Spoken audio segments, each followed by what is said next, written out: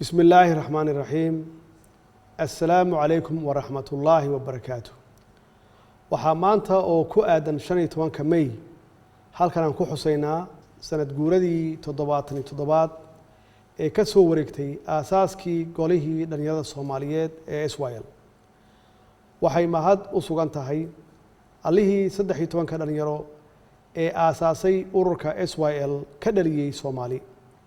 horseedna uga dhigay hogaaminta iyo kamira dhalinta halgankii muddada dheeraa soo socday ee keenay isku duubni dulqaad adkaysi wadajir midnimo iyo wadaniyadda shacabka Soomaaliyeed sababna u noqday in lagu guuleysto taabagelinta dad dal xor ah iyo dowlad shacabkeeda ay ku faanto oo karaamo iyo sharaf ku leh ummadaha kale ee caalamka halyeeyadii SYL waxay baal dahab ah kaga jiraan sooyaalka dalkeena Soomaaliyeed jiil walba oo inaga mid ahna waxaa waajib ku ah inuu u gudbiyo jiilka ku xiga xusuustooda halgankooda taariikheed iyo diiwaanka maamuuskooda SYL kuma mutaysan maamuuska kaliya in ay dadka Soomaaliyeed ka dulqaadeen heeryada gumaysiga una horseedeen gobonnimo buuxda balse waxay u mutaysteen in caqabadaha waaweyn ee jilaafooyinka ay ka soo gudbiyaan halgankii dheeraa ee gobonnimo doonka Soomaaliyeed kuwaas oo ay ka mid ahaayeen shirqoolka shisheeye sida oo kala qaybinta ummadda Soomaaliyeed ee waalaha ah qabiil kadibna xoog lagu xukumo macnaheedu wuxuu yahay in jahli lagu hayo ummadda Soomaaliyeed ama aqoonta loo diido dhaqaalahana lagala dagaalo si gacanta gumaysiga marnaba aysan uga maarmin ama ay ugu hoos jiraan isla markaasna koox yar oo fakarka gumaysiga haysta ay u adeegsadaan ama loo isticmaalo kala qaybinta ummadda Soomaaliyeed dalka Soomaaliyeed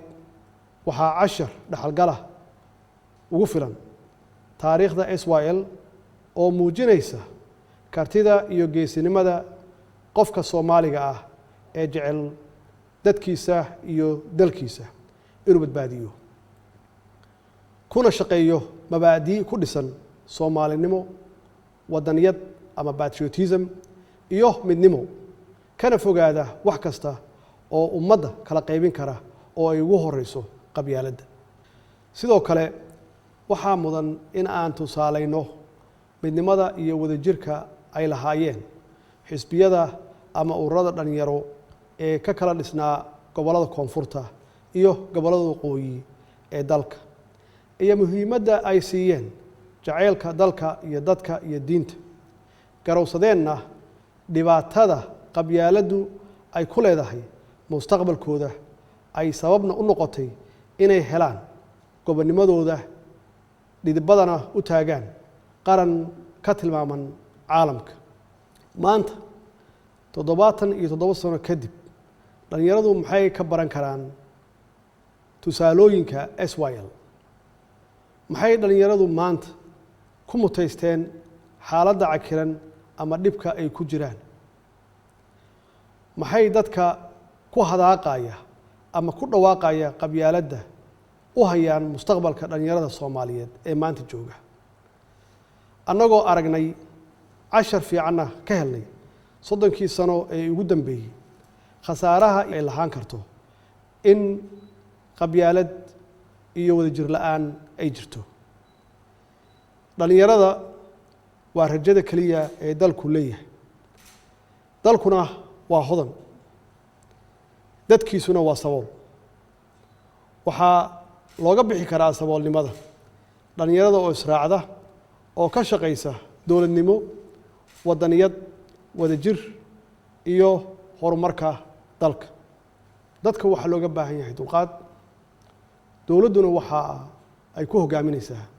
rabitaanka shacabka oo ku dhisan dimuqraadiyad iyo doorasho xalaal ah sida dalalka hore u maray. dowladdu waxaa ka go'an in tallaabadaas ay horey u qaaddo sida aan horey uga shaqeynay dowlad wanaag, waxqabad, wada shaqayn iyo ammaanada ummadda in aan loo isticmaalin dana gaar ah. maanta waxay ahayd inaan dabaaldegyo waaweyn ku maamusno taariikhdeenna dahabiga ah, balse duruufaha uu sababay cudurka safmarka ah ee COVID-19 ayaa naga hakiyey. dhalinyarada Soomaaliyeed maanta iyagaa hormood u ah dadaalka xooggan ee dalka looga samata bixinayo cudurkan COVID-19 oo saameyn xoog leh ku yeeshay caalamka. waxaan rabaa inaan munaasabadan aan uga mahadceliyo halyeeyada bahda caafimaadka ee dhalinyaro u badan, kuwaasoo naftooda iyo waqtigooda u hibeeyey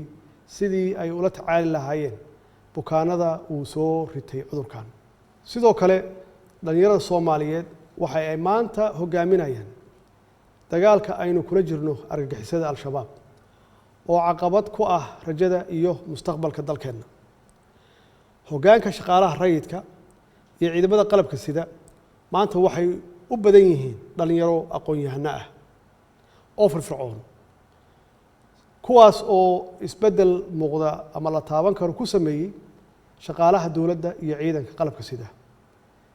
shaqo iyo niyad ahaanba. waxaa xaqiiq ah in dowladdu ay dhaxashay xanaan dhaqaale oo aada u hooseeya, deymo tiro badan oo culays ku hayay horumarka dalkeenna, xaalad aad iyo aad u adag oo ay ku noolaayeen kumanaan dhalinyaro Soomaaliyeed oo qaarkood ay ku dhibaataysnaayeen xabsiyo shisheeye iyo xarumo qaxooti. waxaa dowladdu xoog saartay soo celinta adeegga aasaasiga ah oo maqan, la dagaalanka musuqmaasuq baahsan oo curyaamiyey soo kabashada dalka. dhammaan arrimahaas oo caqabad ku ahaa rajada dhalinyarada iyo qorshayaasha awoodsiintooda ayaa dowladdu ka howlgashay oo ku guulaysatay inay wax badan ka qabato. waxaa xusid mudan inaan dib u yegleelnay hanaan maaliyadeed oo hufan, daahfuran,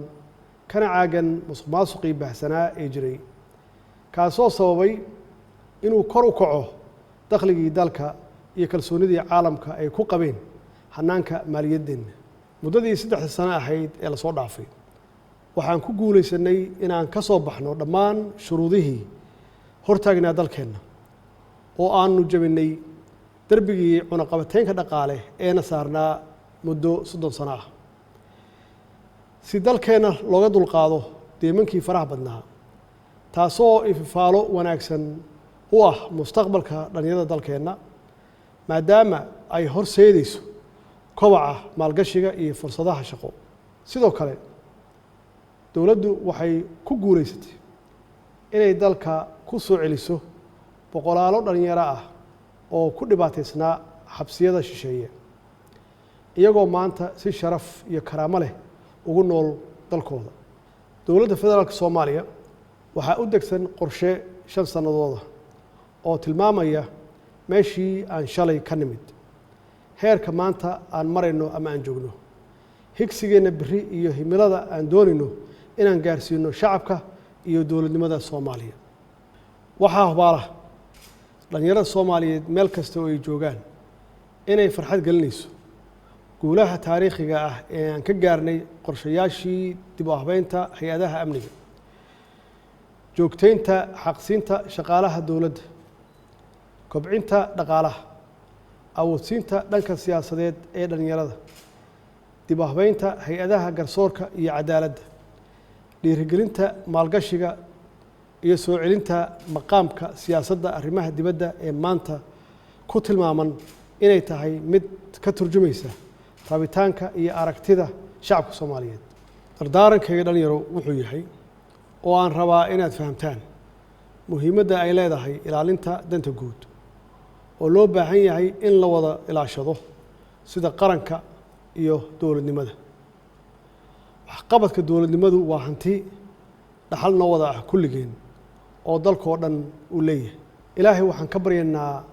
إنه نحريسي سجن نصيه ضمان هاليدي أسوه هالجمي حرية أن ما انتهي سنه ضل كان إلهي وحن كبرينا برواقه إيا النبض وارته وكيانه إننا ونقدره كو إلى شذا دحلك أي إنه قتجين هاليدي إسرائيل والسلام عليكم ورحمة الله وبركاته.